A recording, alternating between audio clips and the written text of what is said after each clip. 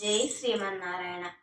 శ్రీ శ్రీ శ్రీ తిదండి శ్రీమన్నారాయణ రామానుజ చిన్నజీయ స్వామి వారికి అనేక దాసోహాలు తెలియజేసుకుంటూ ఈరోజు మనం అసలు అనధ్యాన కాలం అంటే ఏంటి, ఏ తిథులను అనధ్యాన కాలం అంటారు, అసలు అనధ్యాన కాలంలో మనం ఏ పనులు చేయాలి, ఏ పనులు చేయకూడదు అనేటువంటి విషయాలను ఇవాళ మనం తెలుసుకుందాం.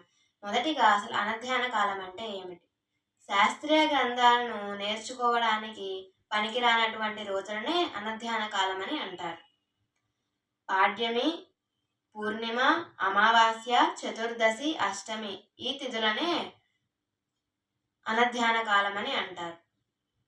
మనం ఈ రోజుల్లో కొత్త పాఠాలు నేర్చుకుంటే ఏమవుతుందో తెలుసుకుందాం. పూర్ణ గురుం హంతి, అమావాస్య రోజు కానీ పూర్ణిమ రోజు కానీ మనం గనక కొత్త పాఠాలు నేర్చుకుంటే గురువు అధ్యయనం చేసిన విషయాలలో గురువుకు జ్ఞానం లోపిస్తుంది అని అంటారు పెద్దలు. శిష్యం హంతి చతుర్దశి, చతుర్దశి నాడు కనుక మనం కొత్త పాఠాలు నేర్చుకుంటే శిష్యుడికి ఆ జ్ఞానం మీద, ఆ విషయాల మీద అవగాహన ఉండదు.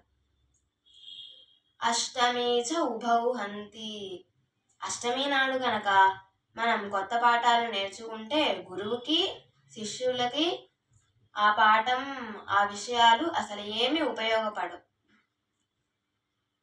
ప్రతిపాఠనాశిని, అమావాస్య తర్వాత రోజు కానీ పూర్ణిమ తర్వాత రోజు కానీ వచ్చే తిథే పాడ్యమి తిథి, ప్రథమ తిథి. దీనినే ప్రతిపత్తి అని కూడా అంటారు. ప్రతిపత్తి రోజు మనం కొత్త పాఠాలు చెప్పుకుంటే గనక ఆ గ్రంథానికే లోపం వస్తుంది. అందుకే ఈరోజు కొత్త పాఠం అసలు చెప్పరు. మరి అసలు కొత్త పాఠాలు చెప్పకూడదు. మరి ఆ రోజులలో, అనధ్యాన కాలం రోజులలో మనం ఏం చేయొచ్చు? మనం కొత్త పాఠాలు చెప్పుకోకూడదు, కానీ పాతగా నేర్చుకున్నవన్నీ వల్ల వేసుకోవచ్చు. జై శ్రీమన్నారాయణ.